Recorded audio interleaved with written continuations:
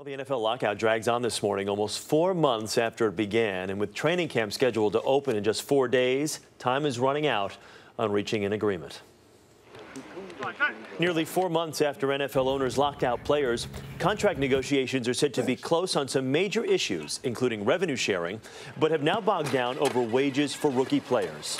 The owners want to make sure that these high draft picks get paid. The players want them to get as much as they can. The owners say give them the money, but after they've earned it. The labor dispute began on March 11th when the players dissolved their union and sued the league. The owners responded by imposing a lockout. Without access to facilities, players' conditioning has been unstructured and unsupervised by team doctors and coaches. I have to be ready physically and mentally to get ready for the season if we do start on time. So for myself, I'll just keep training and acting accordingly as if we're going to have a season.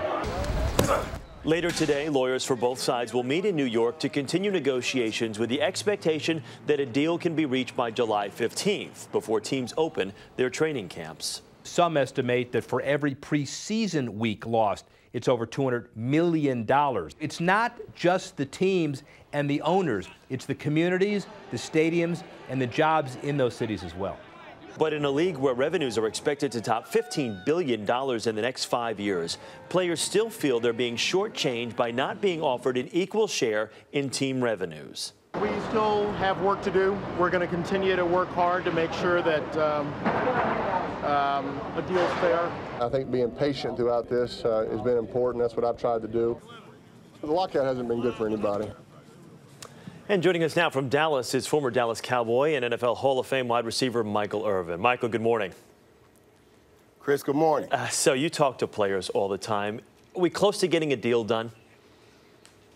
Well, it depends on who you're asking right now. You know, a lot of the veterans that have been around a while and been around the owners and know how things are working, they're saying, I'm anxious, but let's wait and see. And a lot of the young guys who haven't made a whole lot of money right now, so they haven't had a chance to stack their stacks, boy, they're anxiously waiting, saying, oh, this is good news, and they're looking forward to getting back because of the situation. Well, it sounds more and more like they are close. At least the conversations are civil, where at the beginning they weren't. I think the average fan is probably sitting back saying, okay, we're talking about splitting up over $9 billion here. So this is not like the debt ceiling where there is debt. There's a lot of surplus here. Why can't a deal get done? Can people expect there to be a full NFL season? Because I think that's what the fans want to know the most.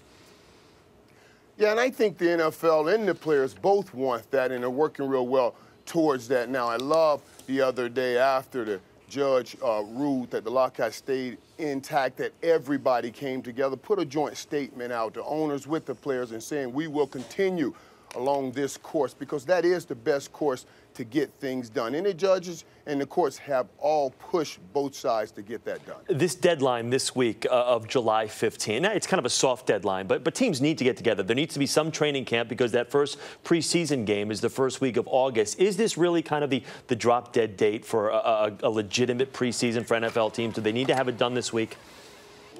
Listen, Chris, when you're dealing with the guys that we're dealing with, the egos that they have, and I say that in a good way because their egos have made them the great players and some of the wealthiest owners in the world. So you say it with that.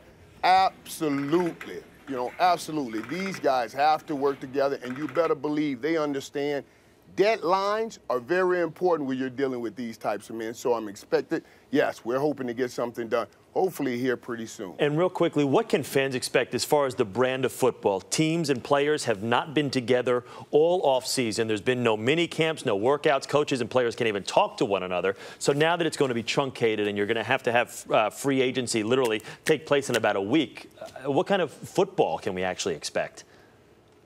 Well, we won't have the brand of football, the caliber that we've had at the beginning of the season, because the reality is, as players prepare for a season, they go through nicks and bruises and all of those things. So now those things that go on preseason and before preseason starts will be happening during the season as you turn into football shape. We hear people all the time talk about teams are getting together individually. There's no way you can bring on the kind of intensity that you get in a preseason game and a regular season game in practice without pads. So, yeah, there'll be some slow time early on in the season. All right, Michael Irvin, good to talk with you. Thanks so much. We do appreciate it. Chris, thank you, buddy. We appreciate it.